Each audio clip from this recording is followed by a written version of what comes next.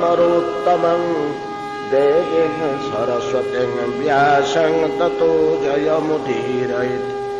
मूकं करोति वाचालं पङ्गुं लङ्घयते गिरिं यत्कृपातमहं वन्दे परमानन्दमाधवं। यत्कृपातमहं वन्दे परमानन्दमाधवं।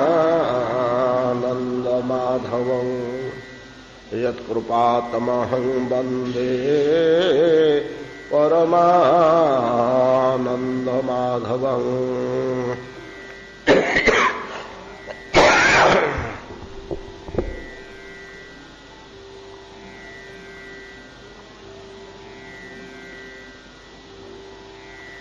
जगच्चेदं जगन्नाथो नान्यच्चापि च कारणम् अहं च न ततो भिन्न मत्तौसौ न पृथग् स्थितः। ज्ञानं बहिरुपाधीनं प्रेमोत्कर्षाय भाजनं दुर्लभा भक्तिरीशा हि मुक्तये द्वैत संज्ञिता। सात्विका ब्रह्मणः स्थानं राजस्या शक्रलोकतां प्रयान्ति भुक्त्वा भोगान् तामस्या पितृलोकतां। पुनरागत्य भूर्लोकं भक्तिं तं वैपरीत्यतः तामसो राजसिं कुर्यात् राजसः सात्विकं तथा। सात्विको मुक्तिमाप्नोति कृत्वा चाद्वैत भावनाम् एकम् अपि समिश्रित्य क्रमान् मुक्ति पथं व्रजेत्।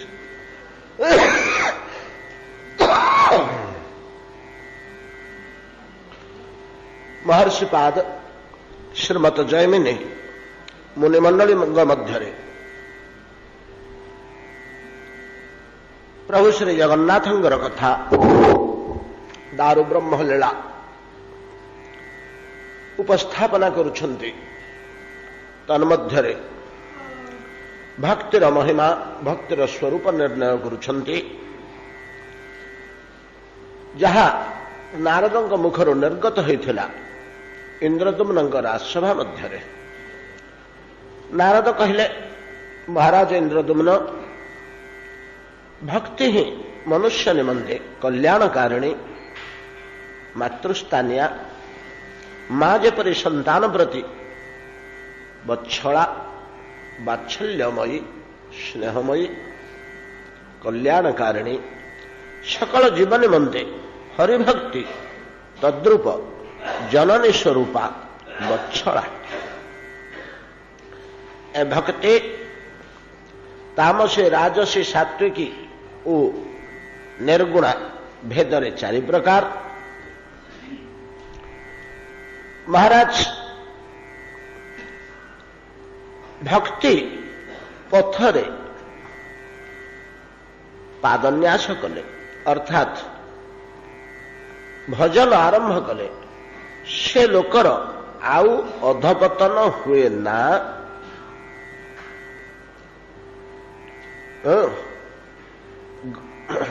गति अप्रतिहतत्वात् सब सूत्र रही भक्ति संबंध में। बीजहरत्वम अनेक थर आम आलोचना करछे सूत्रटी। बीजहरत्वम पापर और पुण्यर उभय कर्मर बीज को किपरि केवल भक्ति विनाश करती अन्य कहीं करिपारंती नहीं। कर्म ज्ञान प्रभृति करिपारंती नहीं। केवल ये ही से कार्य को समाधान करिपारंती भक्ति। से भलिया गति अप्रतिहतत्वात्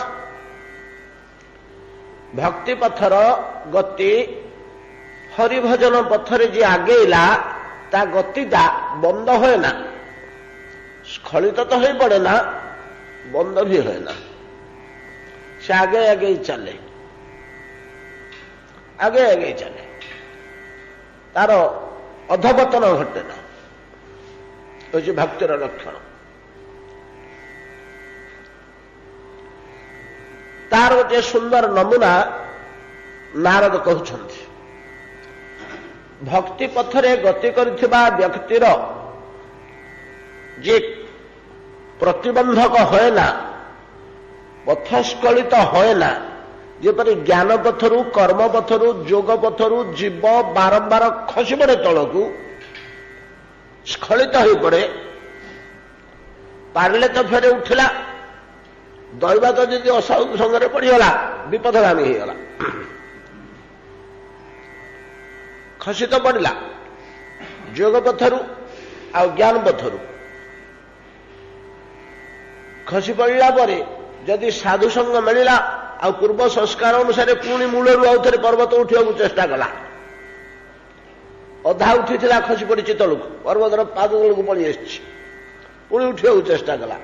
ନାଇଁ ଯଦି ଖସି ପଡ଼ିଲା ପରେ ଘାତ ପ୍ରତିଘାରେ ମନ ବିମର୍ଷ ହେଇଗଲା ଆଉ ସେତେବେଳକୁ ଦୈବାତ ଅସତ ସଙ୍ଗ ମିଳିଗଲା, ତାହେଲେ ବିପଥଗାମୀ ମଧ୍ୟ ହେଇଗଲା। କିନ୍ତୁ ଭକ୍ତି ପଥରୁ କେହି କେବେ ହେଲେ ଖସି ପଡ଼େ ନା। ଏଥିପାଇଁ ଭଗବାନ ଅର୍ଜୁନଙ୍କ ଦ୍ୱାରା ଗୋଟିଏ ଶପଥ କରେଇଛନ୍ତି ବୋଲି ଆମେ କାଲି ଆଲୋଚନା କଲେ। ଭଗବାନ ନିଜେ ପ୍ରତିଜ୍ଞା କଲେନି ମୋ ଭକ୍ତ କେବେ ହେଲେ ଖସି ପଡ଼ିବନି, ସେ ଆଗେ ଆଗେ ଚାଲିଥିବ। ସେଟା ନିଜେ ଶପଥ କଲେନି, ଅର୍ଜୁନ ଦ୍ୱାରା କରେଇଲେ। ନିଜେ ଶପଥ କଲେ କାଳେ ସେ ବିଚଳିତ ହୋଇଯିବେ, ପ୍ରତିଜ୍ଞା ଭଙ୍ଗ ହୋଇଯିବେ। ତେଣୁ ମୁଁ କାହିଁ ପ୍ରତିଜ୍ଞା ଭଙ୍ଗ କରିବି? ମୋ ଭକ୍ତ ଯଦି ପ୍ରତିଜ୍ଞା କରିବ ତାହେଲେ ସେଟା ଭଙ୍ଗ ହେବାର ପ୍ରଶ୍ନ ନାହିଁ, ମୁଁ ରକ୍ଷା କରିବି। ମୋର ଭକ୍ତର ବାକ୍ୟ ମୁଁ ତାକୁ ରକ୍ଷା କରିବି, କିନ୍ତୁ ମୋ ବାକ୍ୟକୁ ମୁଁ ରକ୍ଷା କରିପାରେ ନ କରିପାରେ ଛାଡ଼ିଦେବି ଦରକାର ପଡ଼ିଲେ।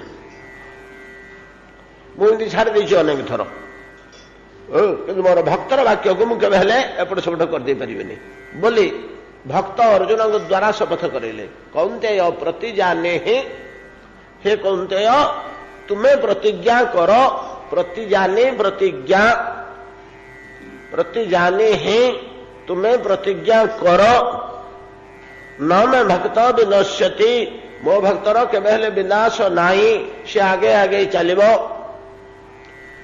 ତାର ସୁନ୍ଦର ନମୁନାଟିଏ ନାରଦ ଏଠି ଦେଲେ। କ'ଣ କହିଲେ? ମହାରାଜ ଇନ୍ଦ୍ରଦ୍ୟୁମ୍ନ, ବଡ଼ ସୁନ୍ଦର କଥା। ତାମସୀ ଭକ୍ତି କରୁଥିବା ଲୋକ ଦେହତ୍ୟାଗ କଲା ପରେ ପିତୃଲୋକକୁ ଯାଏ। ଆମର ପିତୃପୁରୁଷ ଯୋଉ ଲୋକରେ ଅଛନ୍ତି, ଆମେ ଶ୍ରାଦ୍ଧ ତର୍ପଣ ଇତ୍ୟାଦି କରୁଛେ, ତିଳାଞ୍ଜଳି ତ ପିତୃଲୋକ, ତାମସୀ ଭକ୍ତି କରୁଥିବା ଲୋକ ଯାଏ। ରାଜସୀ ଭକ୍ତି କରୁଥିବା ଲୋକ, ଅଭ୍ୟାସ କରୁଥିବା ଲୋକ ସ୍ୱର୍ଗ ଲୋକକୁ ଯାଏ, ଯୋଉଠି ଦେବତାମାନେ ବାସ କରନ୍ତି। ସାତ୍ୱିକୀ ଭକ୍ତି କରୁଥିବା, ଆଚରଣ କରୁଥିବା ବ୍ୟକ୍ତି ବ୍ରହ୍ମଲୋକକୁ ଯାଏ। ହେଲେ ସେ ପିତୃଲୋକକୁ ଯାଉ କି ସ୍ୱର୍ଗ ଲୋକକୁ ଯାଉ କି ବ୍ରହ୍ମଲୋକକୁ ଯାଉ, ସେଠୁ ତଳକୁ ଖସିବାଟା ବାଧ୍ୟ। ସେ ଲୋକମାନଙ୍କର ନିୟମ ହଉଛି ଯେ ସେମାନେ ସେ ଲୋକରେ କେହି ଚିରଦିନ ରହେ ନା, ଏଗୁଡ଼ା ସବୁ ଅସ୍ଥାୟୀ ବ୍ରହ୍ମଲୋକ ପର୍ଯ୍ୟନ୍ତ। ଆମ ସଂସାର ଯେମିତି ଅନିତ୍ୟ, ଜଣେ ଜନ୍ମ ହେଲେ ନିଶ୍ଚୟ ସେ ଦେହ ତ୍ୟାଗ କରିବ। ସେଠି ସେ ସ୍ଥାନ ମାନଙ୍କର ମଧ୍ୟ ଲାଇଫ୍ ଅଛି, ସେ ଲାଇଫ୍ ପରେ ଦେହ ତ୍ୟାଗ କରିବାକୁ ହବ। ଆ ବ୍ରହ୍ମ ଭୁବନା ଲୋକା ପୁନରାବର୍ତ୍ତିନ ଅର୍ଜୁନ। ହେଲେ ଆଉ ଗୋଟିଏ ପ୍ରଶ୍ନ ଏଠି ହଉଛି, ଶଙ୍କା ହବା କଥା ଆପଣମାନେ କରୁଥିବେ, ଜାଣୁଥିବେ କି ନାହିଁ, ଯେ ଯୋଉ ଲୋକଟି ରାଜସୀ ଭକ୍ତି କଲା ସେ ତ ନିଜ ସ୍ୱାର୍ଥ ପାଇଁ ମୋର ମୋର ହେଇ ମଲା। ମୋ ଧନ, ମୋ ପିଲେ, ମୋ ଘର, ମୋ ଦ୍ୱାର, ମୋ ସୁଖ, ମୋ ସମ୍ପତ୍ତି, ପଇସାହାର କଣ ହଉଛି ଭାଉ, ମୁଁ କଣ କରିବି? ମୋ କଥା ମୁଁ ବୁଝିବି ନା ତା କଥା ବୁଝିବାକୁ ମତେ ବେଳ କାହିଁ? ସବୁବେଳେ ଏହାକୁ କଣ କହନ୍ତି ଦାର୍ଶନିକ ଭାଷାରେ? ଏଭଳିଆ ଲୋକକୁ କଣ କହନ୍ତି? ଆତ୍ମମ୍ଭରି। ଭୁଲିଗଲେ କି ଶବ୍ଦଟା? କୁହାଯାଏ ଆତ୍ମମ୍ଭରି। ଯେମିତି ଉଦରମ୍ଭରି ଦିଟା ଶବ୍ଦ କହିନଥିଲି? ଯୋଉ ଲୋକ ଖାଲି ଖାଇବା ଛଡା ଆଉ କିଛି ଜାଣେ ନା, ଅର୍ଥାତ୍ ପଶୁ, ପଶୁ ତୁଲ୍ୟ ବ୍ୟକ୍ତି, ପଶୁ ଆହାର ଛଡା ଆଉ କିଛି ଜାଣେ ନା। ସେ ଗୋଟିଏ କାର୍ଯ୍ୟରେ ହିଁ ସେ ଜୀବନ ବିତାଏ। ତାର ଚେଷ୍ଟା ଯତ୍ନ କେବଳ ଗୋଟିକ ପାଇଁକି, ଆଉ ବାକି ଅନ୍ୟାନ୍ୟ କାର୍ଯ୍ୟ ପାଇଁ ତାର ଚେଷ୍ଟା ଯତ୍ନ ମଧ୍ୟ ନାହିଁ। ଯଦିଓ କହନ୍ତି ପଶୁର 4ଟା ଲକ୍ଷଣ ଅଛି, ଆହାର, निद्रा भय मैथुन या तार चेष्टा जत्न नहीं अन्य तीनटा निद्रा काल आसिले जो शोई पड़ मैथुन परिस्थिति आसिले से तत्क्षणात मैथुन कर भयर परिस्थिति आसिले से पलायन कर परिस्थिति आसिले से सब कर किंतु तार चेष्टा जत्न चिंता सबकि केवल पेट पे खाइबी कौन गुड़े खावाई एटा हूँ पशु लक्षण पशु मान गोटे तेणु उदरंभरी से भाया जो मनुष्य पशुतुल्य केवल निरंतर भोजन उपर तार चिंता चेष्टाटा बेसी रहे ताकू उदरंभरी कहती आ निज स्वार्थ पे निरंतर लगिला तार भल तो सब भल संसार अन्य कौन हो से कथा चिंता करने बेल नहीं ता चिंतार से व्यक्त एम को आत्मभरी कह जाए आत्मभरी लोकटा पुण्यात्मा लोक बोली आमर शास्त्र निरूपण होनी ता निज स्वार्थ से लगी रहा परर क्षति न कला नहीं परर किसी कल्याण की उपकार करने बेल नहीं कि तार से बुद्धि नहीं कि से चेष्टा नहीं कि श्रद्धा रुचि नहीं किए मला मरु किए गला जाऊ मोर से कौन कर मोर सब ठीक ठाक अच्छी कि नहीं देख ये है आत्मभरी लोकर लक्षण से केमी स्वर्ग गला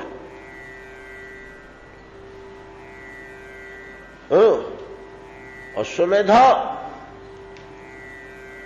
बाजपेय प्रभृति त्याग कले जाई मनुष्य स्वर्ग को जीव नानादि दान पुण्य कले जाई स्वर्ग जीव नाना पुण्यकर्म कले जाई स्वर्ग स्थान मिल आत्मभरी लोकटा केमती स्वर्ग को गला गोटे सन्देह ताठू आ बड़ सन्देह आम आलोचना करे गुड़ा आउे छुईदवा दरकार आप बुझी जातु तामसी भक्ति करुवा लोक से भगवान को सीना पूजा करुला कहीं पूजा करुला ना शत्रु केमी ध्वंस हो पड़िशा हरटा लगी मो साथी सब कली कैर कर वंश लोप हो ये से हरिभजन कर ठाकुर को डाकुची नीति 5 अध्याय गीता बढ़ुची बोझे पद्म फूल पोखर नहीं जगन्नाथ को दौची ये पड़िशार कि ध्वंस हो शीघ्र यहाँ तार उद्देश्य परर क्षति निमंते जे भरेंगी भजे से तामसी भक्ति कह जाए अन्य लोकर क्षति करदे आ तो महापापिया नहीं है पापाय परपीड़ने गोपाल सब कहते ये प्रवचन रे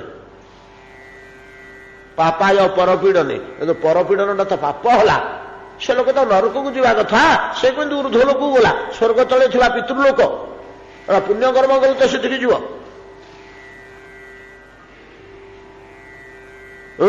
जो मैंने वैदिक पितृकर्म करती से पितृलोक को जी देवकर्म कले स्वर्ग को जी ये तो परपीड़ा कला तो नरकता को स्थान मिलवा कथा ये केमती गला नहीं कि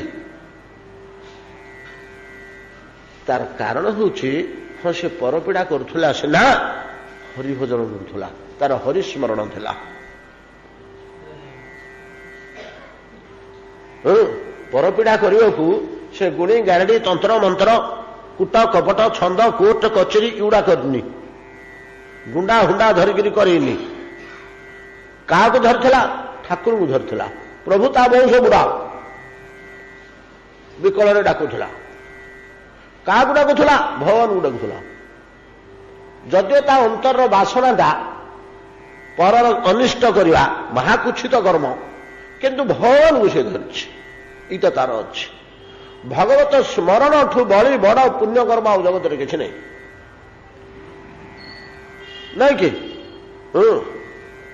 स्मर्तव्य सततं विष्णु विस्मर्तव्य न तो क्वचित सबुठी कहुच्छा मूल धर्मर हरिस्मरण करुथा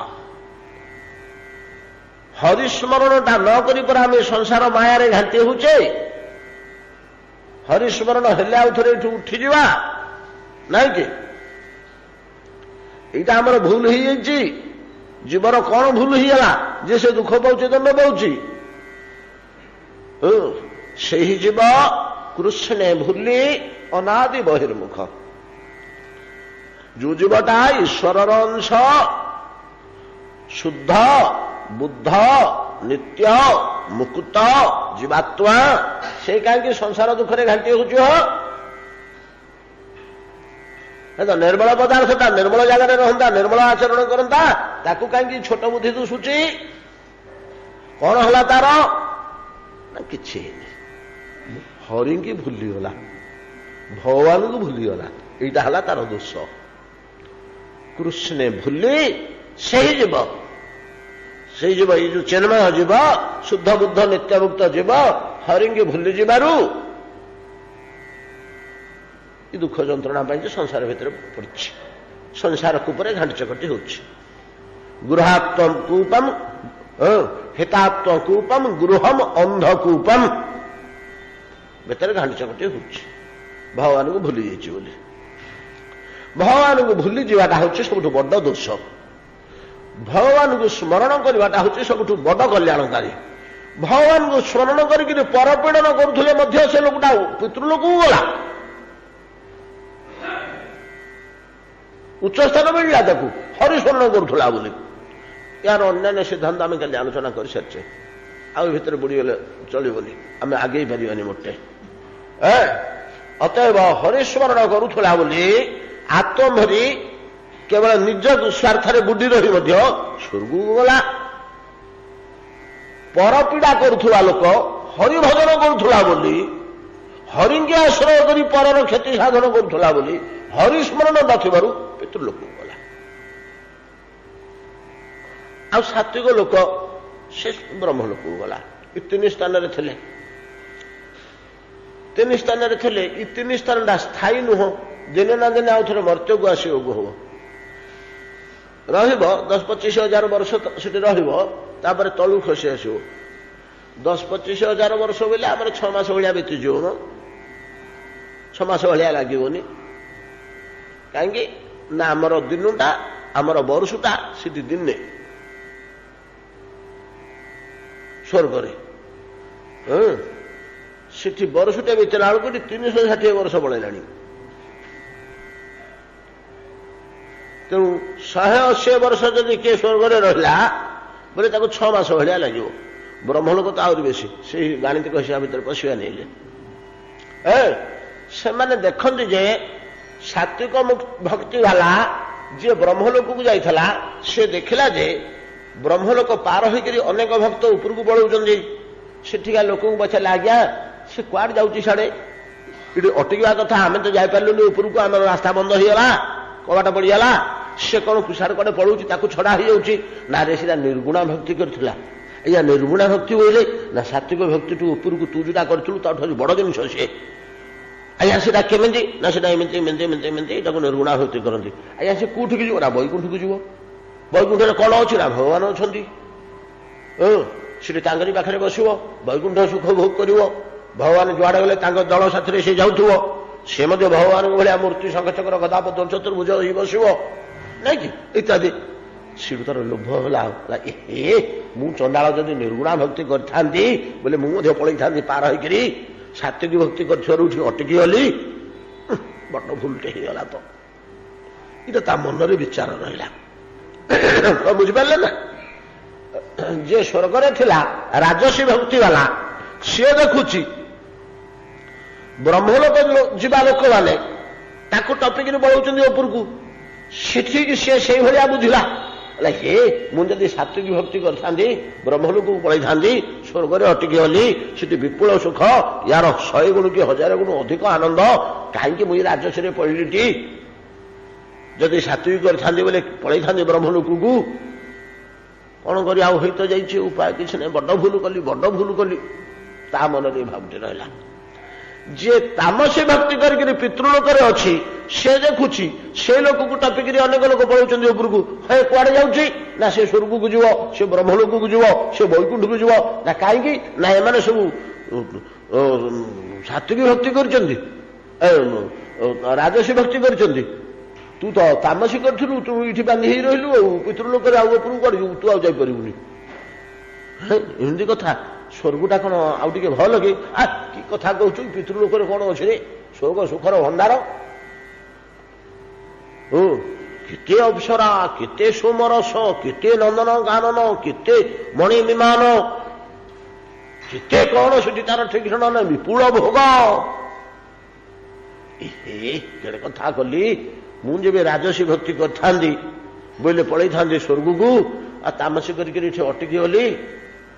ସେମାନେ କେଡ଼େ ଆନନ୍ଦରେ ଯାଉଛନ୍ତି, ତା ମନରେ ସେ ଭାବୁଟି ରହିଲା। ଯେତେବେଳେ ସେମାନଙ୍କର କର୍ମକ୍ଷୟ ହୁଏ ପୁଣି ମର୍ତ୍ତ୍ୟକୁ ଫେରି ଆସନ୍ତି, ସେ ପୂର୍ବ ଭାବରେ ଥିବାରୁ ତାମସୀ ବାଲା ଯେ ପିତୃଲୋକରୁ ଖସିଲା ସିଏ ଆଉ ତାମସୀ ନ କରିକି ରାଜସୀକି ଯାଏ। ରାଜସୀ ବାଲା ଯେ ସ୍ୱର୍ଗରୁ ଖସିଲା ସିଏ ଆଉ ରାଜସୀ ଭକ୍ତି ଆଚରଣ ନ କରି ସାତ୍ୱିକୀ କରେ। ସାତ୍ୱିକୀ ବାଲା ଯେ ବ୍ରହ୍ମଲୋକରୁ ଖସିଲା ତଳକୁ ସିଏ ଆଉ ସାତ୍ୱିକୀ ନ କରି ନିର୍ଗୁଣ ଭକ୍ତିର ଆଚରଣ କରି ବୈକୁଣ୍ଠକୁ ପଳେଇ। ଏମିତି ଧନ୍ଦାଟା ଚାଲିଥାଏ। ଅତଏବ ମହାରାଜ ଇନ୍ଦ୍ରଦମନ ଏ ଭକ୍ତି ପଥରେ ଯିଏ ଥରେ ପାଦ ଦେଲା ସେ ଆଗକୁ ଆଗକୁ ଚାଲିଲା ସିନା। ଗତି ଅପ୍ରତିହତ ତ୍ୱତ୍ ସା ଭକ୍ତି। ଗତିଟା ସବୁବେଳେ ଉପରକୁ ଉପରକୁ ଅଛି ସିନା ଭକ୍ତିର, ୟାର କେତେବେଳେ ହେଲେ ନିମ୍ନ ଗତି ନାହିଁ। ଏଇତକ କଥା ଆମର କାଲି ଆଲୋଚନା ହେଇଥିଲା। ବିସ୍ତୃତ ଭାବରେ ଆଜି ତାର ସାରାଂଶ କୁହାଗଲା। ସାତ୍ୱିକୋ ମୁକ୍ତି ମହାପ୍ନୋତି କୃତ୍ୱା ଚାଦ୍ୱୈତ ଭାବନାମ୍ ଏକାମ ଅପି ସମାଶ୍ରିତ୍ୟ କ୍ରମାନୁମୁକ୍ତି ପଥଂ ବ୍ରଜେତ୍। ଏକାମ ଅପି ସମାଶ୍ରିତ୍ୟ, ଭକ୍ତିର ପ୍ରଥମ ସୋପାନରେ ଯଦି ପାଦ ଦେଇଛ କୋଉଥିରେ ନା ତାମସୀ ଭକ୍ତିରେ, ତା ଘର ଜଳି ଯାଉ, ହେ ଜଗନ୍ନାଥ ତମକୁ ହାଣ୍ଡିଏ ଘିଅ ଅନ୍ନ ଭୋଗ ଲଗେଇବି ବୋଲି ସେ ଭାବିଥିଲା। ଜଗନ୍ନାଥ ମଧ୍ୟ ଏମିତି ପେଟୁଛି ଘିଅ ଅନ୍ନ ଲୋଭରେ ତା ଘର ଜାଳି ଦେଲେ। ଆଣେ ଘିଅ ଅନ୍ନ ଖାଇଦେଲେ, ଆରାମରେ ଶୋଇଲେ। ହେଲେ ଜଗନ୍ନାଥ କାହିଁ ଅପକ୍ରମ କଲେ? ୟା ଭୁଲ ପାଇଁ ବୋଲି କାହିଁ ଜଗନ୍ନାଥ ଅପକ୍ରମ କରିନାହାନ୍ତି? ବଡ଼ ବିଚିତ୍ର ସୃଷ୍ଟିଟିଏ କରିଛନ୍ତି ଆପଣ, କୋଉ ବାଟରେ ହେଲେ ବାଟରେ। କୌଣସି ପାତ କରୁ ଯାହା ଘର ଜଳିଗଲା ତାର ପୂର୍ବ କର୍ମ ଫଳ ଅନୁସାରେ ତା ଘର ଜଳିବାକୁ ଯୋଗ ଅଛି।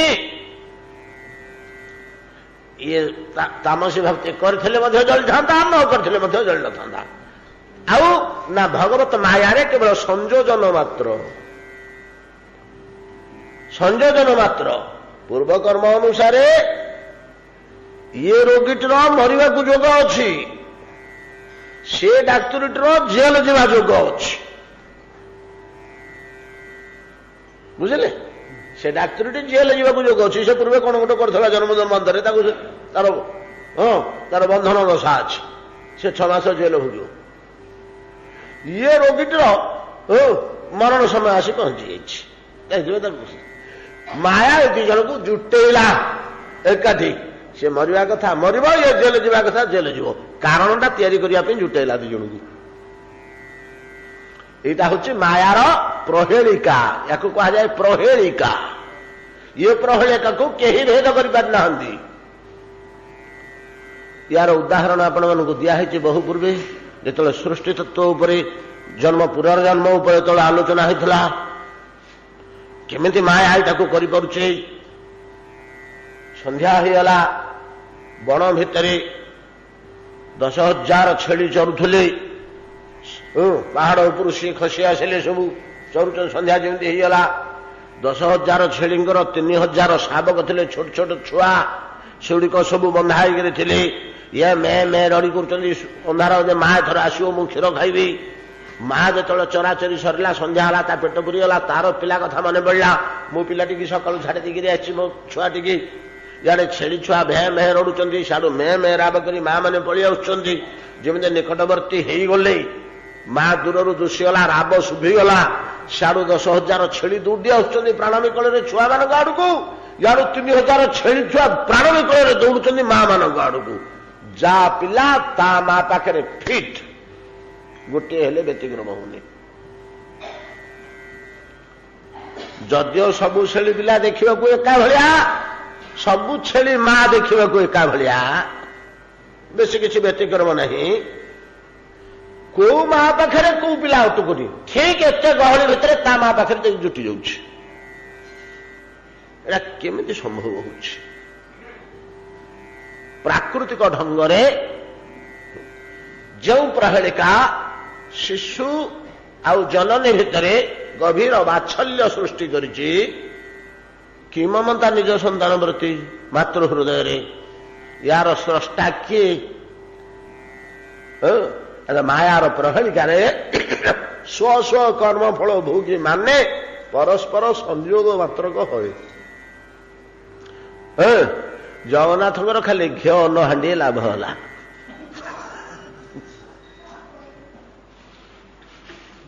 ନହେଲେ ସେ କିଛି କରିନାହାନ୍ତି।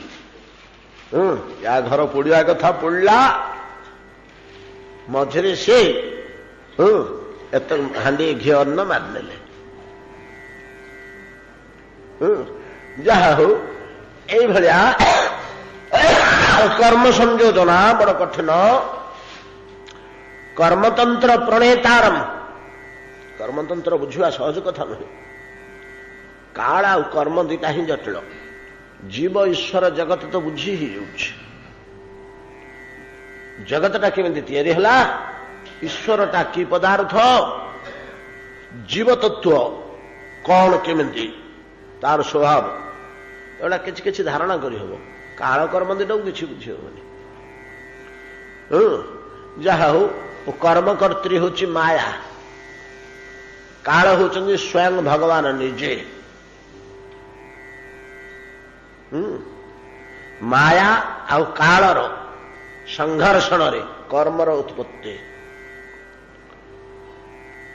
ମାୟା ମନଃ ସୃଜତି କର୍ମମୟଂ ବଲ୍ୟ କାଳେନ ଚୋଦିତ ଗୁଣାନୁମତେନ ପୁଂସା ଛନ୍ଦୋମୟଂ ଯଦଜୟାର୍ପିତ ଷୋଡ଼ଶାର ସଂସାର ଚକ୍ରମଜ କୋପିତରେ ତଦନ୍ୟ। ପ୍ରହ୍ଲାଦ କହୁଛନ୍ତି ନୃସିଂହଙ୍କୁ ସ୍ତବ ଗଲାବେଳେ, ମାୟା ଏ କର୍ମତନ୍ତ୍ର ନିର୍ମାଣ କରିଛି। କିପରି ନା କାଳେନ ଚୋଦିତା,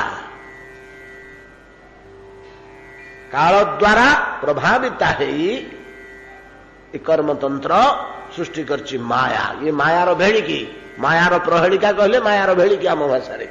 ଯାହା ହଉ, ଆମେ ଆଉ ସେ ଭିତରକୁ ବେଶୀ ପଶିବାନି। ଭକ୍ତିର ପଥ କିପରି ସୁଗମ ଓ ଧୀରେ ଧୀରେ ଧୀରେ ଧୀରେ ଊର୍ଦ୍ଧ୍ୱଗତି ଊର୍ଦ୍ଧ୍ୱଗତି ଊର୍ଦ୍ଧ୍ୱଗତି ତଳକୁ ଖସିବାର ନାହିଁ। ନାରଦ ଇନ୍ଦ୍ରଦ୍ୟୁମ୍ନଙ୍କ ରାଜସଭାରେ ବୁଝେଇ କହିଲେ, ଏକାମ ଅପି ସମାଶ୍ରିତ୍ୟ, ସାତ୍ୱିକ ହଉ ରାଜସ ହଉ ତାମସ ହଉ, କୁହେଲେ ଗୋଟେ ଭକ୍ତି ଯଦି ଆଶ୍ରୟ କରିଥିବ, ଚାଲିଲ ତମେ ଉପରକୁ ଉପରକୁ ଧୀରେ ଧୀରେ ବଢିକିରି ଚାଲିଲ। ବିଷ୍ଣୁ ଭକ୍ତି ବିହୀନସ୍ୟ ଶ୍ରୌତ ସ୍ମାର୍ତଶ୍ଚ ଜାକ୍ରିୟାଃ ପ୍ରାୟଶ୍ଚିତାଦିକମ ତୀର୍ଥ ଯାତ୍ରା କୁଚ୍ଛ୍ରାଦିକମ ତପ। ଆମେମାନେ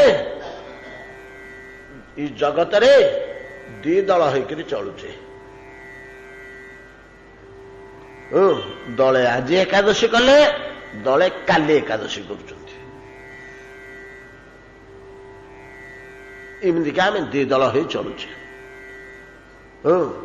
କଣ ତାଙ୍କୁ ନାଁ ଦିଆହେଇଛି? ସ୍ମାର୍ତ, ପରମାର୍ଥ। ମୂଳ ଜିନିଷଟା କଣ ନା, ସ୍ମାର୍ତ କହିଲେ ଶାସ୍ତ୍ରକୁ ଧରିକରି ଯିଏ ଚଳୁଛନ୍ତି, ଶାସ୍ତ୍ର ଛାଡି ପାରିବେନି। ତାଙ୍କ ହୃଦୟ ଡାକୁନି ଶାସ୍ତ୍ର ଛାଡିବାକୁ, ଶାସ୍ତ୍ରକୁ ଛାଡ଼ିଦେଇ କୁଆଡେ କଣ କରି ପଳେଇବି। ପରମାର୍ଥ କହିଲେ ସେ ଶାସ୍ତ୍ରକୁ ଛାଡ଼ି ଦେଇକରି ଭଗବାନଙ୍କୁ ଧରିକରି ଚଳୁଛନ୍ତି।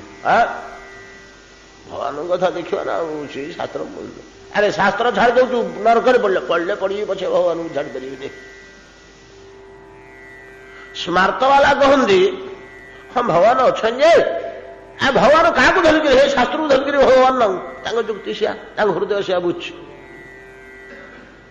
ଶାସ୍ତ୍ରକୁ ଧରିକିରି ଭଗବାନ ନା, ଭଗବାନଙ୍କୁ କେମିତି ଆମ ଇଚ୍ଛା ଅନୁସାରେ କରିଦେବା? ଶାସ୍ତ୍ରକୁ ଧରିକିରି ଭଗବାନ ନା, ଶାସ୍ତ୍ର କେମିତି ଛାଡ଼ିଦେବା? ଶାସ୍ତ୍ର ଶ୍ରେଷ୍ଠ। ପରମାର୍ଥ ବାଲା ବୋଲୁଛନ୍ତି, ଆରେ ଶାସ୍ତ୍ରଟି କୋଉଠୁ ଆସିଲା ରେ? ଯସ୍ୟୈକ ନିଶ୍ୱାସିତ ଇଦଂ ବା ଅରେଶ ମୈତ୍ରେୟୀ ମହଦଭୂତସ୍ୟ ନିଶ୍ୱାସିତମ୍ ଏତତ୍ ଋଗ୍ବେଦମ୍, ନାଇଁ କି? ସାମବେଦମ୍ ଋଗ୍ବେଦମ୍ ସାମବେଦମ୍, ନାଇଁ ଯଜୁର୍ବେଦମ୍ ଋଗ୍ବେଦମ୍ ସାମବେଦମ୍, ଅଥର୍ବାଙ୍ଗିରସ ଇତିହାସ ପୁରାଣଞ୍ଚ ସକଳ ଶାସ୍ତ୍ରାଣୀ। 3 ଟା ବେଦ, 3 ଟା ଋଗ୍ବେଦ, 3 ଟା ସାମବେଦ, 3 ଟା ଯଜୁର୍ବେଦ, 3 ଟା ଋଗ୍ବେଦ, 3 ଟା ସାମବେଦ, 3 ଟା ଅଥର୍ବାଙ୍ଗିରସ ଇତିହାସ ପୁରାଣଞ୍ଚ ସକଳ ଶାସ୍ତ୍ରାଣୀ। ଯାହାର ନିଶ୍ୱାସରୁ। ଆଉ ତା ନିଶ୍ୱାସରୁ ତ ଏଗୁଡ଼ା ଜାତ ହେଇଛି, ଏଗୁଡ଼ାକ ଧରିକିରି ତାକୁ ନିର୍ଣ୍ଣୟ କରିବ କି? ତାଠୁ ତ ନିଶ୍ୱାସ, ତା ନିଶ୍ୱାସ ବଦଳିଗଲା, ଏଗୁଡ଼ାକ ବଦଳିଗଲା ନାଇଁ କି? ତାକୁ ଯଦି ସର୍ଦ୍ଦି ଥଣ୍ଡା ହେଇଗଲା, ନାକ ଚୋକ୍ ହେଇଗଲା, ନିଶ୍ୱାସ ବନ୍ଦ ହେଇଗଲା କି ଉଲ୍ଟ ପାଲ୍ଟା ଟିକେ କଣ ହେଇଗଲା, ଆଉ ତା ନିଶ୍ୱାସ ତ ଗୁଡ଼ା ସବୁ ତ ବଦଳିଗଲା। ଇଏ ହେଲା ପରମାର୍ଥ ମାନଙ୍କର ଯୁକ୍ତି। ଏମିତି ସ୍ମାର୍ଥ ପରମାର୍ଥ ଦିଟା ରହିଛି। ଶାସ୍ତ୍ର ନାରଦ କଣ କହୁଛନ୍ତି, ଆଉ ଶାସ୍ତ୍ର ସ୍କନ୍ଦ ପୁରାଣ ଆମକୁ କଣ କହୁଛନ୍ତି ଜଗନ୍ନାଥ ରହସ୍ୟ? ମହାରାଜ ଇନ୍ଦ୍ରଦମ୍ନ ଇଏ ତ ହେଲା ଭକ୍ତି।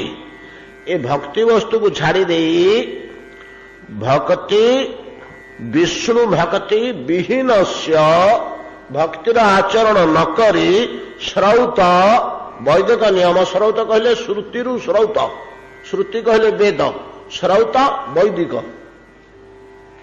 ବେଦରୁ ବୈଦିକ, ଶ୍ରୁତି ବେଦ, ଶ୍ରୁତି କହନ୍ତିନି କି ବେଦକୁ, ଶ୍ରୌତ ବୈଦିକ, ସ୍ମାର୍ତ ଶ୍ରୁତି ସମ୍ବନ୍ଧୀୟ ଶାସ୍ତ୍ର, ଧର୍ମଶାସ୍ତ୍ର ନିର୍ଦ୍ଦେଶିତ ଚ ଯା କ୍ରିୟା, ଯେଉଁ ସବୁ କର୍ମ ସମୂହ ବେଦ ଓ ଶ୍ରୁତି, ଶ୍ରୁତି ଓ ଶ୍ରୁତି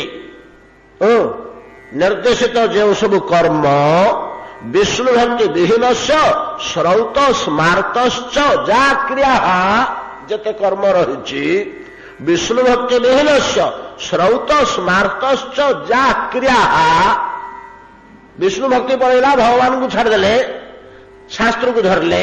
ଶାସ୍ତ୍ର ମୂଳ ଦୁଇଟା ନୂଆ ଶାସ୍ତ୍ର, ଗୋଟେ ହଉଛି ବେଦ, ବେଦ ଟିକେ ଦୁର୍ବୁଦ୍ଧି ଆଉ ବଡ ହେଇଯାଉଛନ୍ତି, ତାକୁ ବଛା ହେଇକରି ଛୋଟିଆ ବହିଟି ଲେଖା ହେଇଛି, ତାର କାରିକାଟି ବେଦକୁ ବାଛିକିରି ତା ଭିତରୁ ପଏଣ୍ଟ ଗୁଡା ବାହାର କରିକିରି କଲା ବେଳକୁ ବଡ କଠିନ ହଉଛି ତ, ତେଣୁ ତାକୁ ପଏଣ୍ଟ ଗୁଡା ବଛା ହେଇକରି ଲେଖା ହେଇ ରହିଛି ଶ୍ରୁତି, ତାକୁ କାରିକା କହନ୍ତି, ସେ ହେଲା ଶ୍ରୁତି।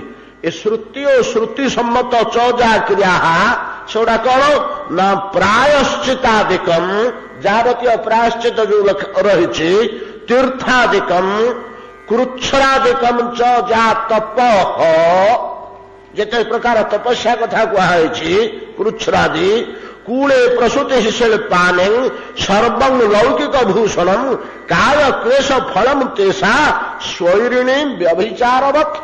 ଏକାଥରେ ଗୋଟେ ପଦରେ କାଟିଦେଲେ ସ୍କନ୍ଦ ପୁରାଣ, ଗୋଟେ ଏଗୁଡା କିଛି ନୁହଁ, ଏଗୁଡାକ ସବୁ ବେଶ୍ୟାର କର୍ମ ଭଳିଆ। ଶ୍ରୌତ ସ୍ମାର୍ତ କର୍ମକୁ ସ୍ୱୈରିଣୀ ବ୍ୟଭିଚାରବତ୍, ଏମିତି କଡା କଥା, ଖାଲି କଡା ନୁହଁ ଯେ ଘୃଣ୍ୟ ତୁଚ୍ଛ ତାଚ୍ଛଲ୍ୟ କରି କହନ୍ତିନି। ଭାଗବତ ପ୍ରଭୃତିରେ ଭକ୍ତିର ଗୁଣ ବର୍ଣ୍ଣନା କରିବେ, ଜ୍ଞାନ ଯୋଗ ପ୍ରଭୃତି କି ବ୍ରହ୍ମା କହିଛନ୍ତି, ଆମେ ଆଲୋଚନା କରିଛନ୍ତି, ଏମିତି ବାକ୍ୟ ନାହିଁ। ସେ ବରଂ କହିଛନ୍ତି ଚଷୁ କୁଟିଲା ଭଳିଆ ଏଗୁଡାକ ବେକାର ବୋଲି କହିଛନ୍ତି, ନାଇଁ କି? ସ୍ଥୂଳ ତୁଷାବଘାତିନ, ଏଟା ଚଷୁ କୁଟା କାମ, ଚଷୁ କୁଟି କୁଟି କଣଟେ ପାଇବୁ, ପାଛୋଡ଼ି ଦେଲେ ସବୁ ତ ଉଡ଼ିକିରି ପଳେଇବ। ସ୍ଥୂଳ ତୁଷାବଘାତିନ, ତୁଷ ଘାତ ବୋଲେ ଚଷୁ କୁଟା ଭଳିଆ। କିନ୍ତୁ ଇଏ କହିଲେନି କଣ ସ୍କନ୍ଦ ପୁରାଣ, ଯେ ସ୍ୱୈରିଣୀ ବ୍ୟଭିଚାରବତ୍, ସ୍ୱୈରିଣୀ ବୋଲେ ସ୍ୱେଚ୍ଛାଚାରିଣୀ, ବ୍ୟଭିଚାରିଣୀ, ତାର ବ୍ୟଭିଚାର କର୍ମ ଭଳିଆ ଏଗୁଡାକ ଛାଡ, ଏମିତି କହିଲେ। କଣ ଗୁଡା କହ ନା ବିଷ୍ଣୁ ଭକ୍ତି ବିହୀନସ୍ୟ, ବିଷ୍ଣୁ ଭକ୍ତିକି ଛାଡ଼ି ଦେଇକିରି କେବଳ ଶ୍ରୌତ ସ୍ମାର୍ତଶ୍ଚ ଯା କ୍ରିୟା, କଣ ସେ କ୍ରିୟା ନା ପ୍ରାୟଶ୍ଚିତାଦିକମ୍ ତୀର୍ଥ ଯାତ୍ରା, କୃଚ୍ଛ୍ରାଦିକମ୍ ତପ, ଆଉ ଅନ୍ୟାନ୍ୟ ଯାହା ସବୁ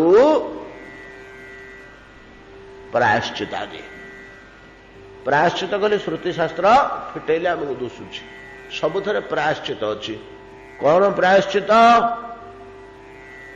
ଆଜ୍ଞା, ଆଉ ପୁରୋହିତଙ୍କ ପାଖକୁ ଗଲେ, ପଣ୍ଡିତଙ୍କ ପାଖକୁ, ସ୍ମାର୍ତ ପଣ୍ଡିତ ଭଲ ଧର୍ମଶାସ୍ତ୍ର ପଢିଛନ୍ତି, ୟୁନିଭର୍ସିଟିରେ ଅଛନ୍ତି ପ୍ରାଧ୍ୟାପକ, ଆମେ ଗଲେ ତାଙ୍କ ପାଖକୁ, ଆଜ୍ଞା କଣ କରିବା, ଆଉ ତିଥି ସିଆଡ଼କୁ ଆଉ ସୁବିଧା ନାହିଁ, ଆଉ ଆମକୁ ବେଳ ନାହିଁ, ବଡ଼ ଗୋଳମାଳ ହେଇଯାଉଛି, ପୁଅ ଆମେରିକା ପଳେଇବ, ଆଉ ଗ୍ରହଟା ସୁଝୁନି, ବାହାରଟା କରିଦେଇଥାନ୍ତୁ, ଯେ ତିଥି ଅଛି ଆଉ କିଛି ସୁଝୁନି, ସେ ତିଥିଟା କଣ କହନ୍ତି ସେଟାକୁ, ଚନ୍ଦ୍ର ଶୁଦ୍ଧି ନାହିଁ ଆଜ୍ଞା, ଚନ୍ଦ୍ର ଶୁଦ୍ଧି ନାହିଁ କି ତାରା ଶୁଦ୍ଧି ନାହିଁ କେମିତି କ'ଣ କରିବୁ, ଉପାୟ କ'ଣ ଅଛି? ଚନ୍ଦ୍ର ଶୁଦ୍ଧି ତାରା ଶୁଦ୍ଧି ନହେଲେ ତ ହେଇପାରିବନି। ଆମକୁ ତ ଆଉ କିଛି ଗତି ନେଇ ଆଜ୍ଞା, ଆଉ ଯାହାହେଲେ କରୁ, ନହେଲେ ରେଜିଷ୍ଟ୍ରେସନ କରିଦେବୁ ସିନା। ତା ପାଇଁ କିଛି କୋର୍ଟରେ କହିଲେ ଯେ ନାଇଁ ଥିବାର କିଛି ନାହିଁ, ଖାଲି ରବିବାର ଛାଡ଼ିକରି ଯେତେବେଳେ ଆସୁଛ ଆସ।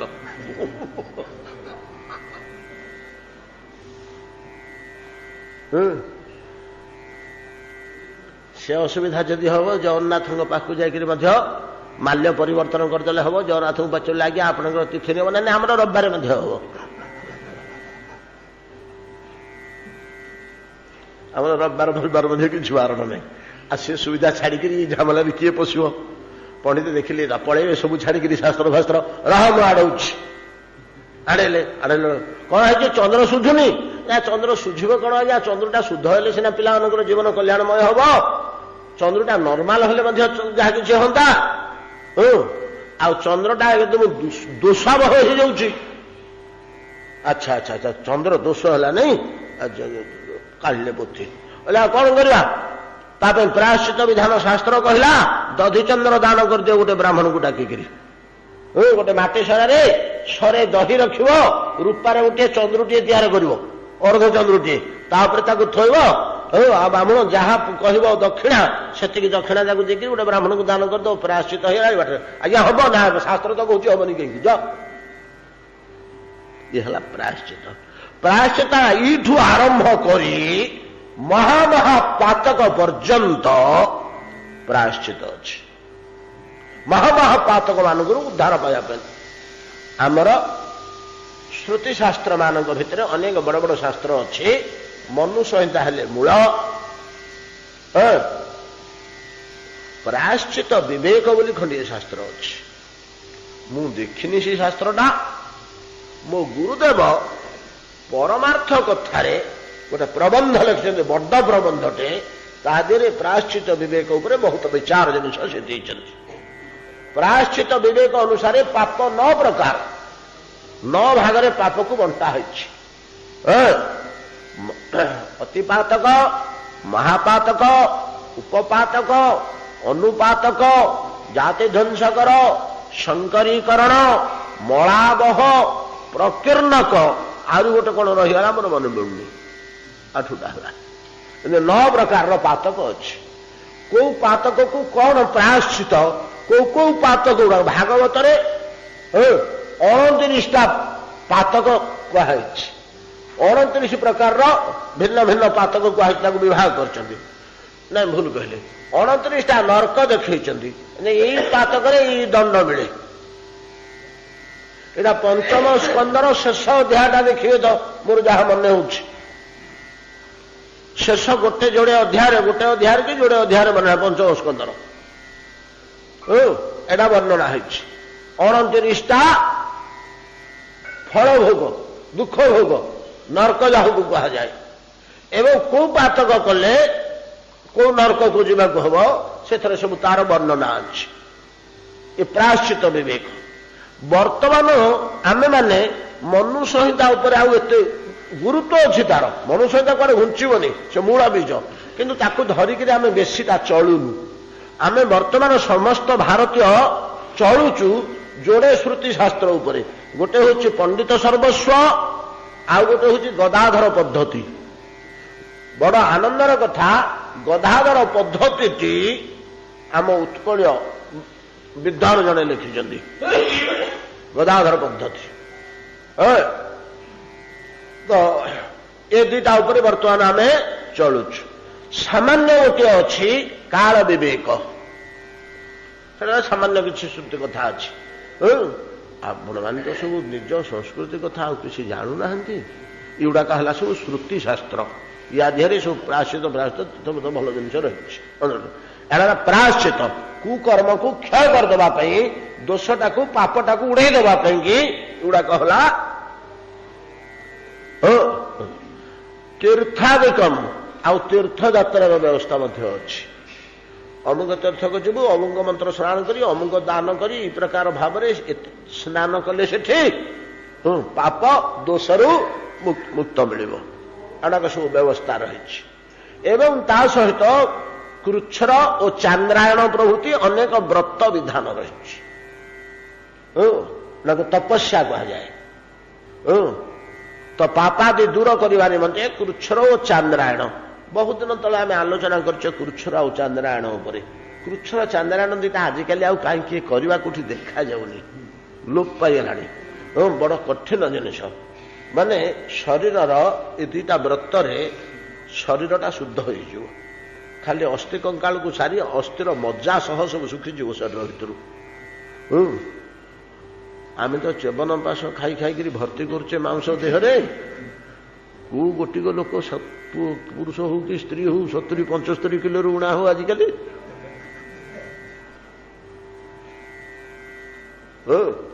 ତ ଆଉ ଶୁଖେଇବା କଣ? ଶୁଷ୍କ ହେଇଯିବ ଶରୀର।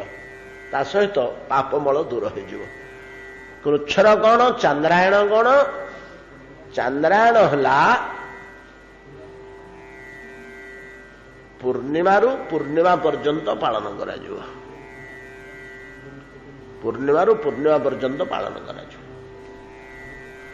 ତାର ଅନ୍ୟାନ୍ୟ ନିୟମ ବିଧି ବିଧାନ ପୂଜା ଅର୍ଚ୍ଚନା ମନ୍ତ୍ର ଯନ୍ତ୍ର ଯାହା ଅଛି।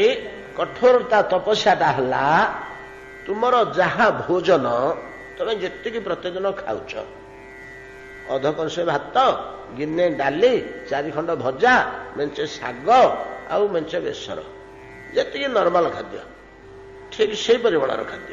ତାକୁ ଉଣା ଅଧିକ କରିବାକୁ ହବନି। ତାକୁ ସବୁ ଏକାଠି ଚକଟା ହେଇଯିବ। ଚକଟା ହେଇକି 15 ଗୁଳା ହେବ। 15 ଗୁଳା ହେଇକି ସେ ଭୋଗ ଲାଗିଯିବ। ସବୁ ଗୁଳା ଆମର ଯେମିତି ମାଧୁକରୀ ଗୁଳା ହେଉଛି ପ୍ରତିଦିନ ଠାକୁରଙ୍କ ପାଖରେ, ସେମିତି ମାଧୁକରୀ ସବୁ ପଡ଼ି ଏକାଠି ଚକଟା ହେଇକି ଏଡ଼ିକି 15ଟି ଗୁଳା ହେବ। 15ଟି ଗୁଳାରେ ତାର ପେଟ ପୁରିବ। ଆଉ ଅଧିକା ସେ ଶୁଳଟା ଖାଇପାରିବନି। ଏଇ ହିସାବରେ ସେ ଖାଦ୍ୟଟାକୁ ଏଥିରେ ବ୍ୟତିକ୍ରମ କଲେ ମୁସ୍କିଲ। ସେ 15ଟି ଗୁଳା ହେଲା। ସେ 15ଟି ଗୁଳା ହେଲେ ଏଇ ପୂର୍ଣ୍ଣିମା ଦିନ ଗୋଟିଏ ଖାଇବ, 14ଟି ଦାନ ହେବ।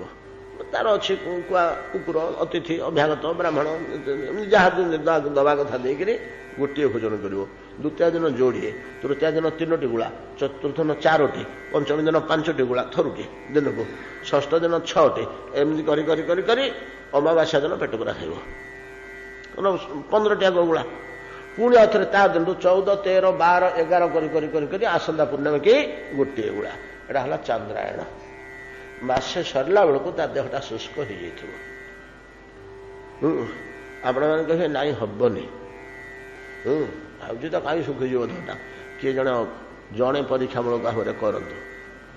ଚା ଫା ବିସ୍କୁଟ ଆଉ ମଝିରେ ପକେଇ ଦେବେନି, ସେଟା ମିଲ୍ ନୁହଁ ବୋଲି।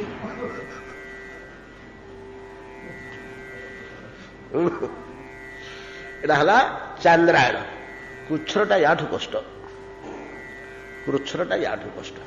କୃଚ୍ଛ୍ରଟା କଣ ନା ଠିକ ଏଇ ସିଷ୍ଟମ, କିଛି ଅଲଗା ନାହିଁ, ଖାଲି ମନ୍ତ୍ର ଅଲଗା, ଉପାସନା ଅଲଗା, କିନ୍ତୁ ସେଟା ଅମାବାସ୍ୟାରୁ ଅମାବାସ୍ୟା ହବ।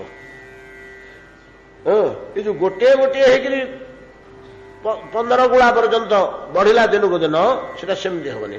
ପ୍ରଥମ ଦିନ 15 ଗୁଳା ପୁରା ଆହାର କରିବ, ଦ୍ୱିତୀୟ ଦିନ 14, ତାର ଦିନ 13, ତାର ଦିନ 12, 11, 10, 9, 8 କ୍ରମରେ ଯାଇକିରି ପୂର୍ଣ୍ଣିମା ଦିନ ଉପବାସ ସମ୍ପୂର୍ଣ୍ଣ। ପୂର୍ଣ୍ଣିମା ଦିନ କିଛି ନାହିଁ। ତାର ପ୍ରତିବେଦା ଦିନ ଗୋଟିଏ, ଦ୍ୱିତୀୟ ଦିନ ଯୋଡ଼ିଏ, 3ଟି 4ଟି କରି କରି କରି କରି ପୁଣି ଅମାବାସ୍ୟା ଦିନ ପୂର୍ଣ୍ଣଗ୍ରାସ। এইটা ମରଣାନ୍ତକ ବାଧା ହେଇଯାଏ। ଏଥିରୁ ବଞ୍ଚିବା କଠିନ। କାହିଁକି? ସେଇଟାରେ ବି କଷ୍ଟ, ଚରମ ଯନ୍ତ୍ରଣା, ଚରମ କଷ୍ଟ। କିନ୍ତୁ କୃଚ୍ଛ୍ର ତା ନାଁ ତ କୃଚ୍ଛ୍ର ବ୍ରତ। କାହିଁକି ନା ସେଇଟାରେ କଣ ହଉଛି କି ମଝିରେ ପେଟ ପୁରା ପାଇଗଲା, ମଝିରେ ପେଟ ପୁରା ପାଇଗଲା। ଆଉ ଧୀରେ ଧୀରେ ବଢି ବଢି ଯାଉଛି ତ ଦମଟା ବଢି ବଢିକିରି ମଝିରେ ପୁରା ଦମ ମିଳିଗଲା, ପୁଣି ଆଉ ଥରେ ଧୀରେ ଧୀରେ ଖସି ଆସିଲା। ଏଇଟାରେ କଣ ହଉଛି ନା ମଝିଟା ଶୂନ୍ୟ। ସିଆଡେ ଥିଲା ଚଢା, ପେଟ ପୁରା ଖାଉଥିଲା, କମି କମି କମି ଆସିକିରି ମଝିରେ ଶୂନ୍ୟ, ପୁଣି ଆଉ ଥରେ ଟିକେ ଟିକେ ଟିକେ ବଢିବ। ମଝି ପୋର୍ସନଟା 15 ଦିନ ଅବସ୍ଥା ସାଂଘାତିକ କରିଦେବ। ଅନେକ ଲୋକ କୃଚ୍ଛ୍ର ପରେ ପ୍ରାୟ ଆଉ ତିଷ୍ଠିକିରି ରହିପାରନ୍ତିନି, ଏମିତି ହେଇଯାଏ। ଏଗୁଡାକ ସବୁ କୃଚ୍ଛ୍ର ଆଉ ଚାନ୍ଦ୍ରାୟଣ। ଏମିତି ଅନେକ ଅନ୍ୟାନ୍ୟ ବ୍ରତ ମଧ୍ୟ ବହୁତ ଅଛି ଛୋଟକାଟିଆ, କିନ୍ତୁ କୃଚ୍ଛ୍ର ଚାନ୍ଦ୍ରାୟଣ ଦିଟା ବଡ କଠିନ। ଏତଦ୍ ବ୍ୟତୀତ ହବିଷାଦିକ ଅଛି। ହବିଷାନ୍ନ କରି ଦିନକୁ ବେଳାଏ ଭୋଜନ କରି ଭଜନ इत्यादि श्रुति शास्त्र मानकरे जेते प्रकार व्रत नियम तपस्या प्रायश्चित तीर्थादि रही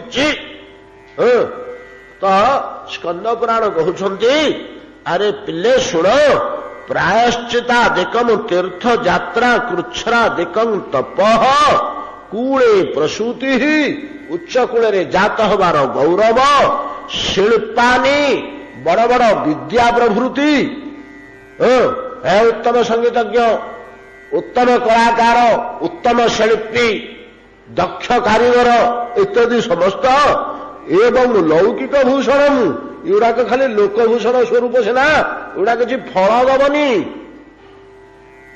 एवड़ाक तुम परलोक किसी उपकार करनी एवड़ाक कौन ना केवल काय क्लेश फल मुंतीसा खाली शरीर कष्ट करवा सार सीना इधर आत्मकल्याण किसी नहीं।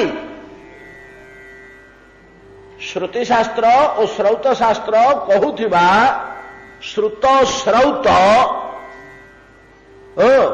ए जो समस्त आचरण एगुड़ाक किसी पारमार्थिक फल नहीं आत्मकल्याण किसी नहीं तेबे लोकभूषण लोकभूषण बोले लोके बाह बाह करेंगे भक्तटा को किए बाह बाह करनी राय कौन तो कर बसिक कौन कर ठीक ठिकाना नहीं किंतु ये सब गुड़ाक कले लोक कम कले कि कम कले कि महान कार्य कले कि धुरंधर लोक कि धर्मपरायण लोक कि तपस्वी कि निष्ठापर गात खोलिक माटी तले बसी पड़ुं 15 दिन ओ महात्मा महापुरुष देखीदे वो क्षय हो बुझे लोकभूषण स्कंद पुराण कहले एगुड़ाक लोकभूषण ऐसे बड़ बड़ आखि दृष्टिया लोक चमत्कारकारी या देहरे तुमर परलोक गुड़ाक किसी काम आसवनी ये बाहा बाहा पाइबा आउ भयंकर पीड़ा और क्लेश मरणांतक क्लेश गुड़े पाइबा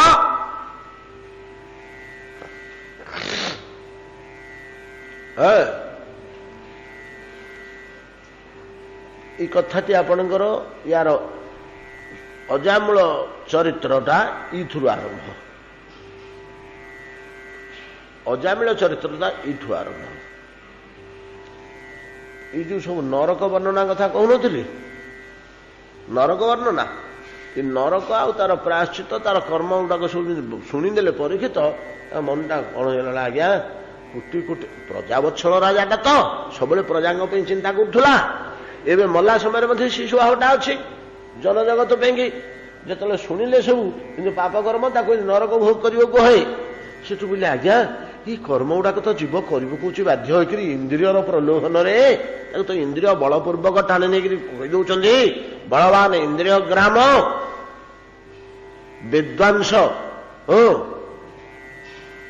विद्वांसम अपिकर्षति भागवत कहुई भागवत गोटे पद रहा श्लोक आज्ञा एमती श्लोक समस्ते स्तंभीभूत श्लोकटा शुणी अन्य शास्त्रकार पंडित मैंने कहले श्रीमद भागवत कहले गोटे श्लोक जे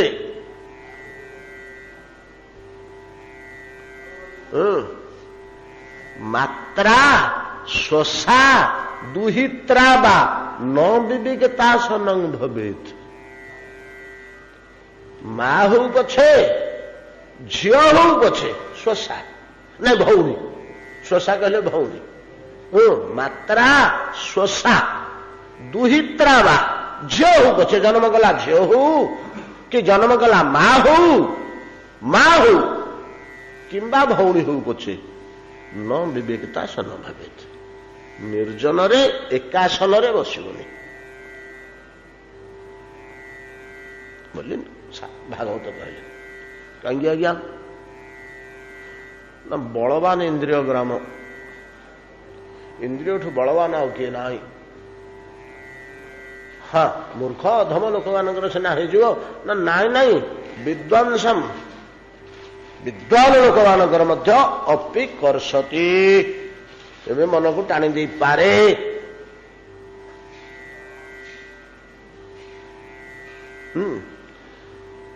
परीक्षित कहले आज्ञा इभलिया जो संसार इभलिया जो परिस्थिति रे जीव गति करुच्ची से तो पाप गोटे कर पकईब किमिति से उद्धार पाइब आज्ञा ना प्रायश्चित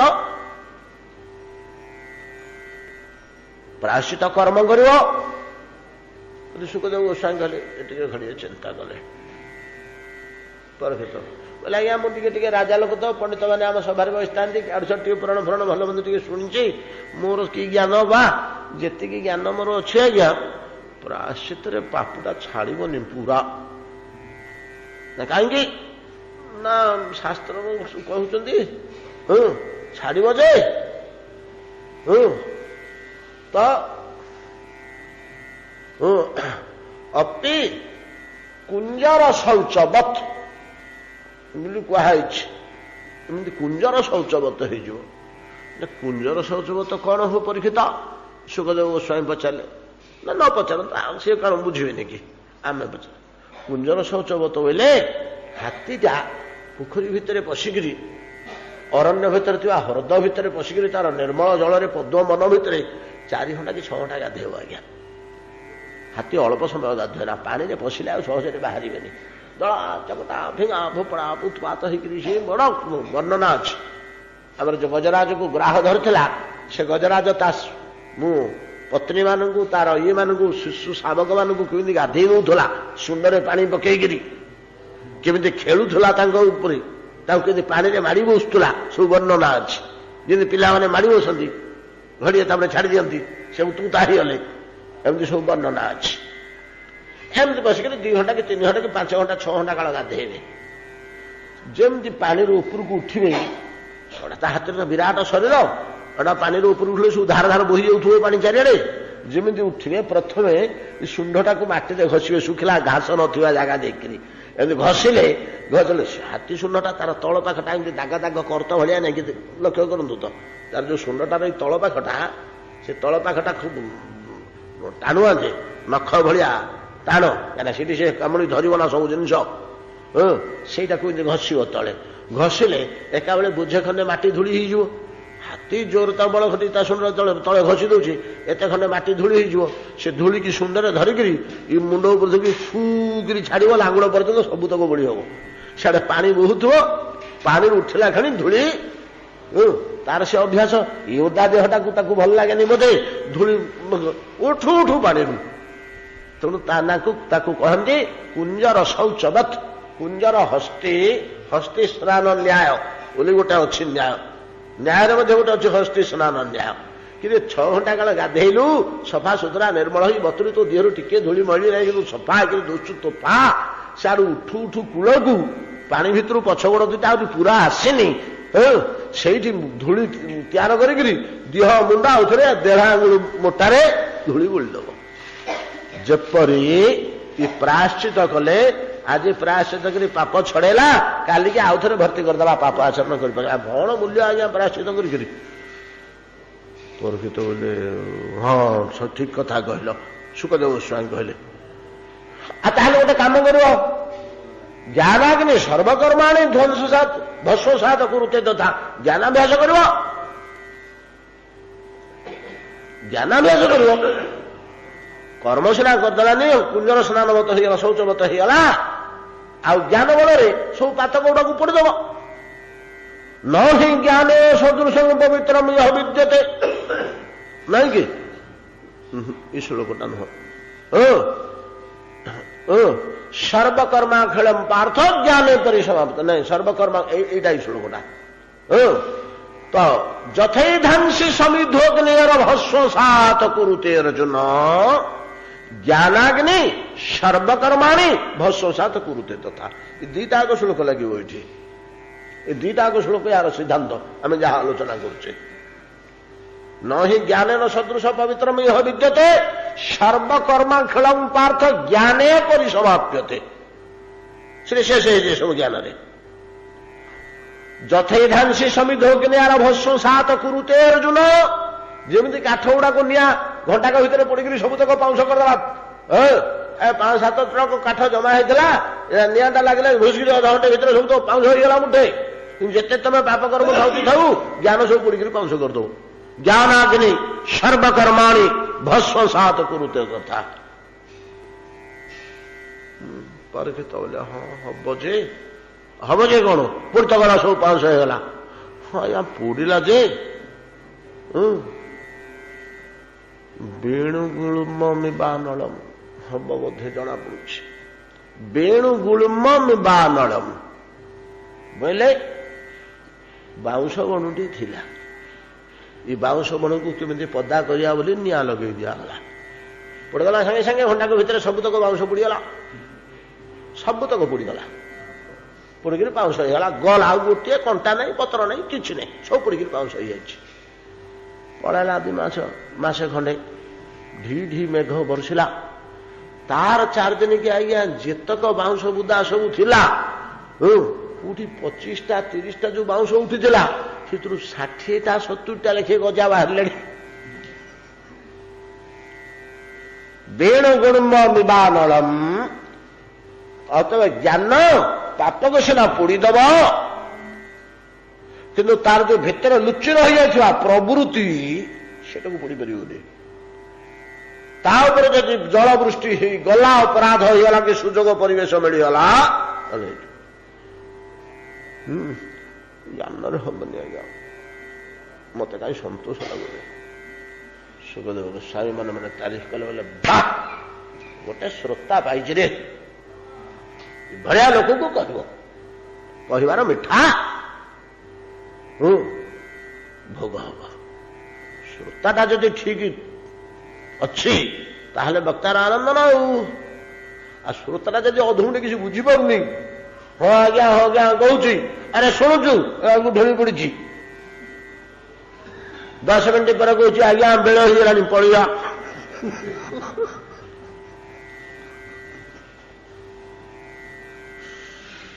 गोटे श्रोता पाई मुझे जिते प्रकार ज्योति देखा तुम पाऊनी आउ उपरकू कह आउ उपरकू कह आउ पियर कह नहीं कर्म देखले पथ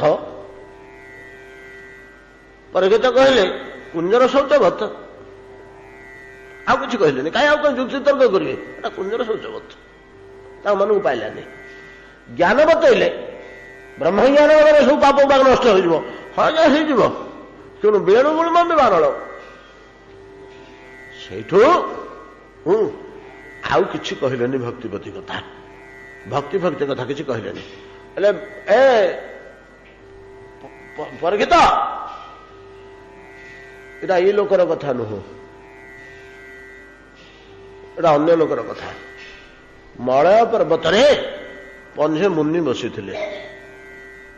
भितर ये कथा चर्चा बढ़ी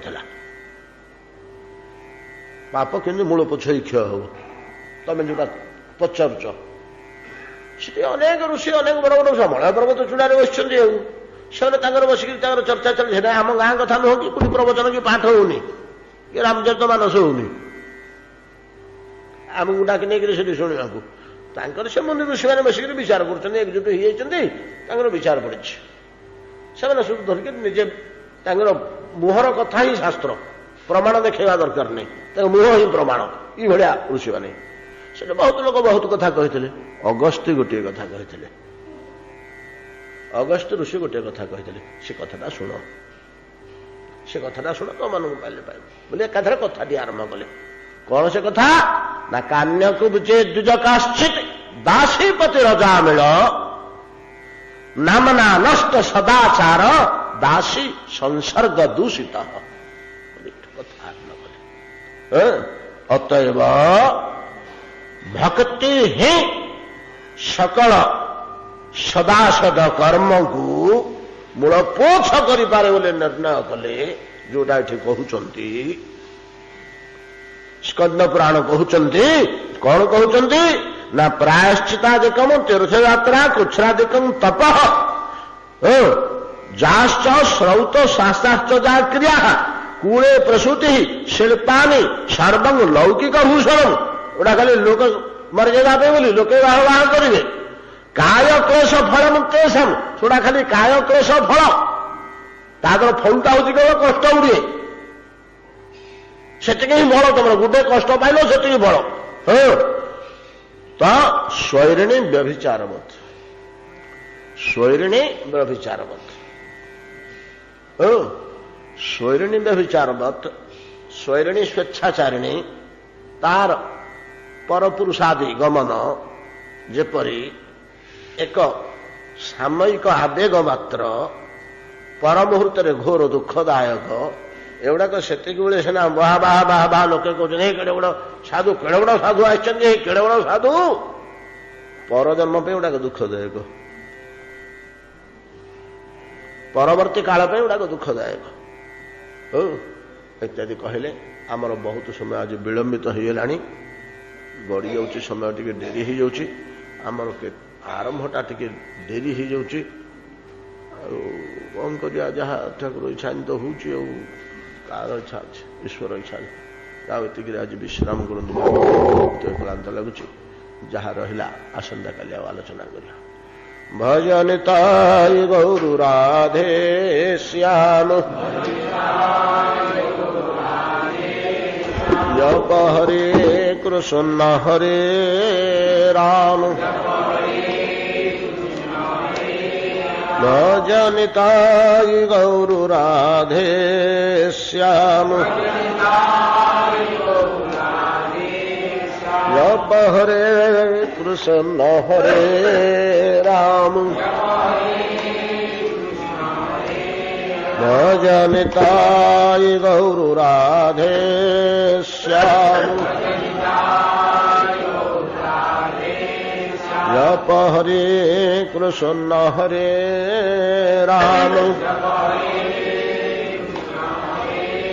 जप हरे कृष्ण हरे राम